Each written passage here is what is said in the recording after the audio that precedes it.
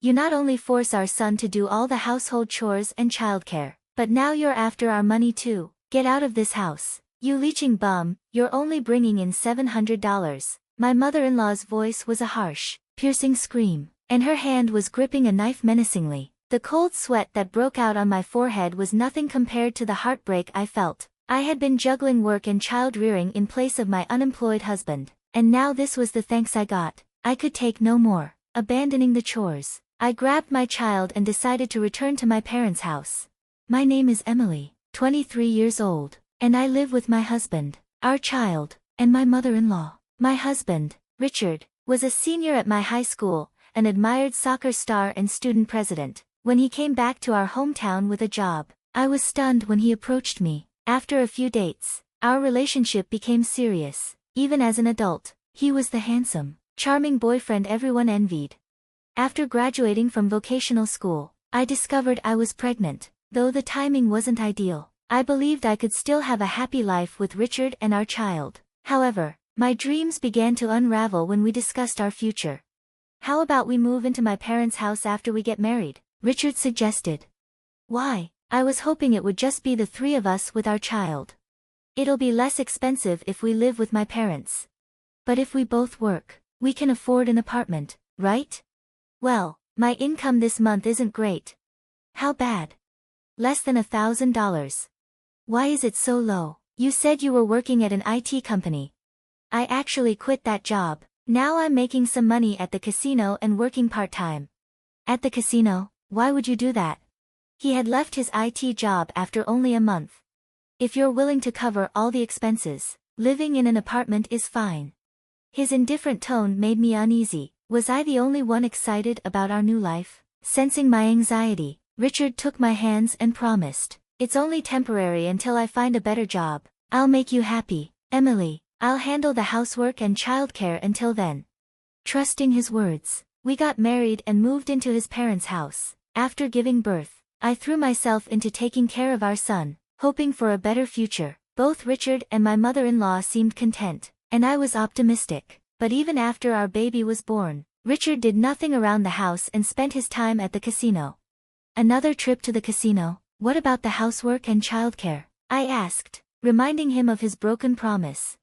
Richard's response was a furious outburst. "Don't tell me what to do."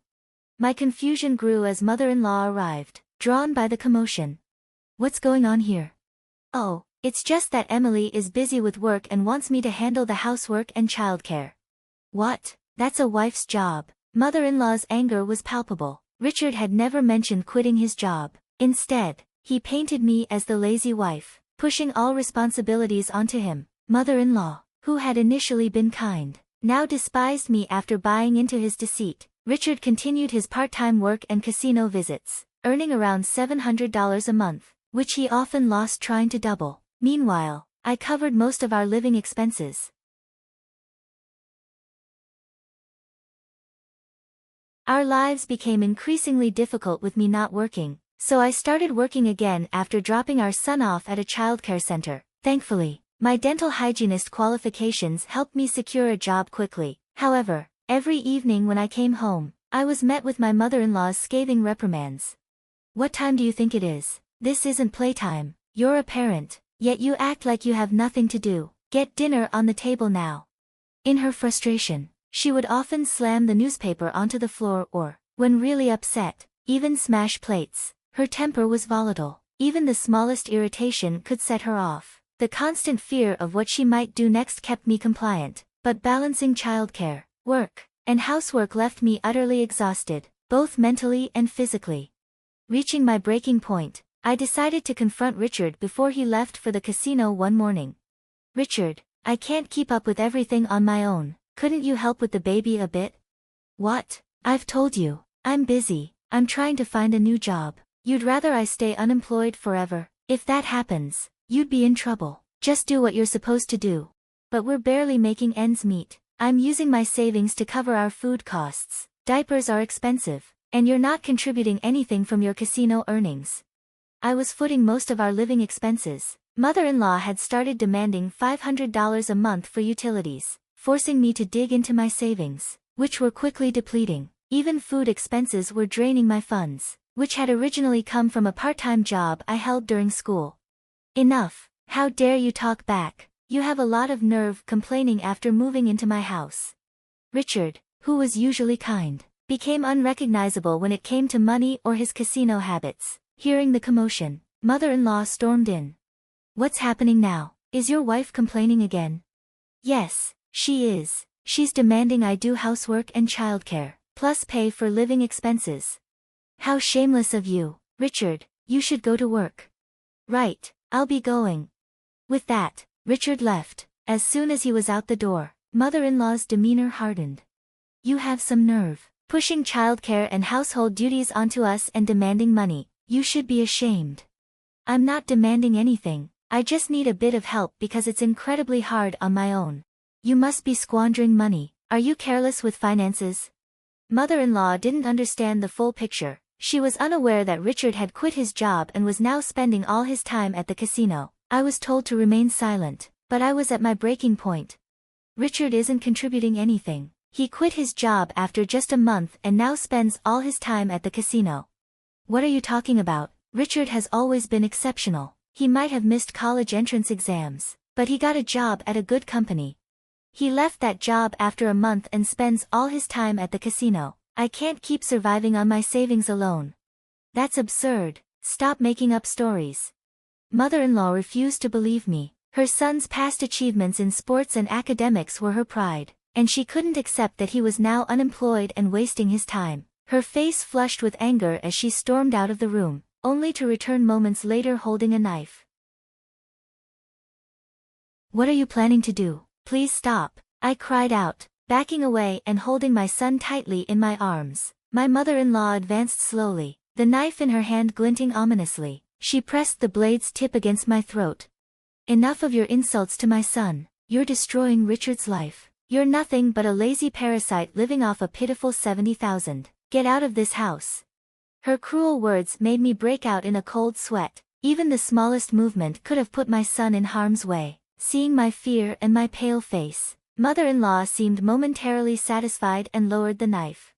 Good, you understand now. Even parasites like you aren't wanted anywhere. Just keep quiet and do your chores. With a final sneer, she turned and went back to her room, overcome with relief. I sank to the floor. My son, sensing something was wrong, began to sob. As I comforted him, I made a decision. We could no longer stay in this house. The casual threat with a knife was beyond belief. She seemed almost inhuman. Up until now, I had been swayed by Richard's empty promises after each outburst. I thought I needed to support him, that he would fall apart without me, but I had reached my limit. The most important thing now was to protect my son. I couldn't raise him in such an environment. The next morning, my mother-in-law's stern face greeted me with an unexpected command. Emily, prepare for my husband's memorial service next week. All our relatives will be there, so make sure everything is perfect. Without waiting for a response, she left for a neighbor's house. The upcoming memorial service for my father-in-law had been the subject of much discussion. Richard and his mother had planned a grand feast and reminiscences, with me responsible for the preparations. But I had made up my mind. As soon as Richard and mother-in-law were gone, I quickly packed up what little I had, clothes, my son's toys, and diapers, and left their house.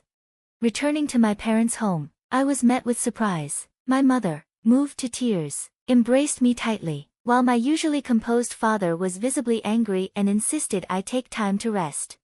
That evening, the phone rang. I assumed it was Richard, questioning my absence. Ignoring the call, I blocked his number. The following morning, Richard and mother-in-law arrived at my parents' house, knocking loudly on the door. My parents tried to send them away, but I instructed them to let them in. When I opened the door, Richard and my mother-in-law immediately launched into a tirade. How dare you leave without a word? What kind of wife are you? Isn't it strange to just disappear without explanation?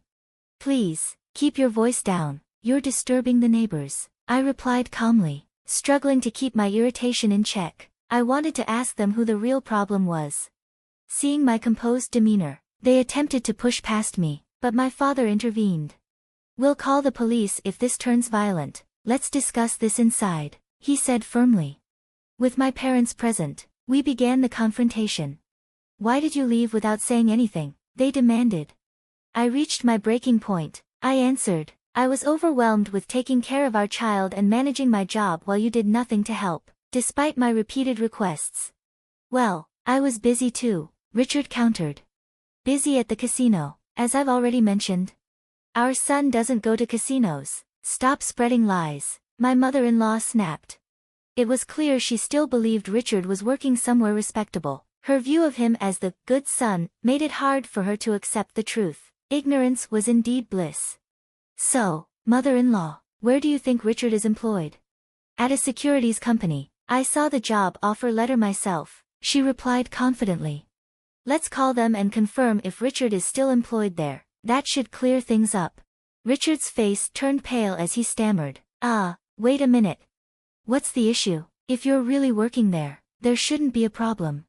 Well, that's, Ignoring his flustered state, I dialed the securities company and put the call on speaker so everyone could hear. I inquired about Richard's employment status. Oh, that individual resigned several years ago. If I remember correctly, he was with us for just about a month. My mother-in-law was left speechless, while Richard looked down, his fists clenched in frustration. Did you really quit? Why? She demanded. Because it was frustrating. The work was just menial tasks, and my boss yelled at me for every little mistake. It was harassment. Richard, why didn't you tell us? What have you been doing since then? I'm job hunting. How long have you been job hunting? It doesn't seem like you're getting any offers. How many companies have you applied to? I want to verify. Well, there haven't been any good opportunities. I'll get a job when a good company comes along. You seem quite confident. By the way, you're working part-time now, right? How much did you earn last month? $700. $700? Didn't you tell my mother that Emily was only making $700 and couldn't support herself, so you were the one supporting her? Apparently, Richard had told my mother-in-law that I wasn't earning anything. The truth was, as a dental hygienist, I earned at least $2,000 a month. My mother-in-law's face turned a deep red as she glared at Richard in disbelief. In that tense moment, Richard's anger reached a boiling point. Why are you doing this? It's all your fault for making me look like a fool. His pride was deeply wounded, and he slammed his hand on the table in frustration. This is public defamation. I sighed, barely containing my frustration. If you want to sue, be my guest, but remember, I'll countersue for threatening me with a knife. Lawsuits aren't cheap. Do you have the money for that? Richard clicked his tongue in irritation, likely realizing he'd spent his earnings at the casino. My mother-in-law was stunned by the revelation of Richard's unemployment. I addressed her directly. I've been covering all our living expenses. Richard promised he'd handle the housework and childcare after we got married, but he's done none of that. That's not what I was told, my mother-in-law exclaimed. It was clear she had blindly trusted Richard's version of events. She had been upset when I asked for help with the chores and childcare and even threatened me with a knife. Now, standing in front of my parents and being confronted with her son's shortcomings, she looked visibly uncomfortable. Mother-in-law, you haven't contributed financially either. We've been living on my income all this time. I have no intention of continuing to support this arrangement. I want a divorce. Divorce? You can't just spring that on us out of nowhere, she protested.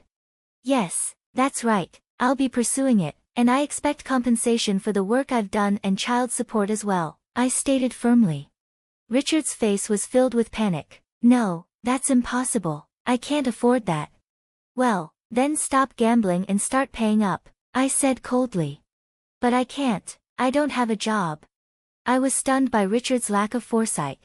You don't have a job because you're too selective about the work you'll do. If you're not willing to do whatever it takes, finding employment will be a challenge. Many people work hard in difficult conditions to make a living. Quitting a job out of frustration or dissatisfaction won't make you more employable.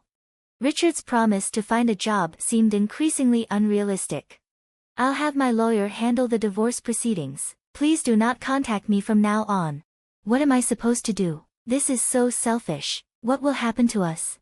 My mother-in-law's anger flared at my words. I maintained a deliberately puzzled expression and responded calmly to her outburst. I don't know. Figure out how to support yourselves. You heartless woman. Heartless? You're the last person who should call me that. Do you remember saying I was a nuisance because I was living off a meager $700 a month? You actually held a knife to my throat and told me to get out. And now, the person making that $700 is right here with you. Are you asking him to leave too? As I spoke, my mother-in-law's rage visibly intensified. She leaned forward and grabbed my collar. Stop it. I told you I'll call the police if you touch her. My father intervened forcefully, pulling her off me, but her fury was unabated. Threats with a knife and now physical violence. How barbaric. Don't you think it's better not to make things worse? My mother-in-law glared at me, her resentment clear. Ignoring her, I addressed Richard. I had hoped you'd change, but I'm done waiting. I need to protect our son. I won't be a burden anymore. I'll handle the money, the housework, and the child care if you come back. Handle the money, really? Even with careful budgeting, it's over $1,000 a month. Can you manage that? Richard's face turned ashen. He had never earned more than $1,000 since quitting his job. But I have Mom's pension. What? So you're depending on my pension now? Even my mother-in-law was taken aback by his absurd suggestion. I don't have many options. I'm doing part-time work and can't support us. Can we work something out? My father, who had been listening intently, finally spoke up. Richard, you and your mother have exploited our daughter terribly. If I had known what kind of person you were, I would have opposed the marriage. I will ensure she never returns to your house. I'm severing all ties. But I can't live without Emily. Please give me another chance, Richard pleaded. Don't be absurd. You're already planning to rely on her. A man who lacks the determination to earn a living and make his wife's life better doesn't deserve her. Leave now. For the first time, I saw my father lose his composure. His angry outburst was unsettling, and it left Richard and my mother-in-law visibly shaken. Richard knelt, his head bowed in a pitiful display. The image of the confident, charming man I once knew was gone. Please reconsider, Emily, Richard begged, but my parents were resolute. They had had enough. I refuse to be treated like a servant any longer. Please don't involve me in anything from now on. Once we had forcibly escorted them out, we locked the door. They pounded on it and shouted for a while, but they fled when a passing police officer intervened. After that, I learned that Richard was cut off by his mother and had been evicted from their home. He's now living in a dilapidated apartment, relying on welfare and part-time work to get by. Due to his volatile temper, he has trouble holding on to a single job for long, bouncing between part-time positions at convenience stores, construction sites, and other odd jobs. He's barely managing to scrape together enough to cover the compensation and child support payments, and he hasn't had the chance to look for a full-time job. Rumors suggest he's still frequenting the casino and has even fallen into debt, but I'm not concerned with his troubles.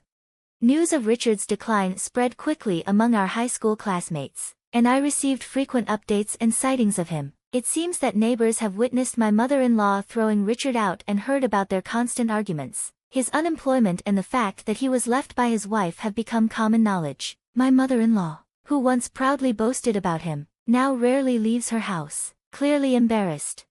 With my parents' help in managing the housework and caring for my son, I've been able to focus more on my job. I now have more time to spend with my son, as he no longer needs to be at the childcare center. Everything is going well, and I regret not divorcing sooner. From now on, I'm dedicated to cherishing the time I have with my son and being more present in his life as he grows up.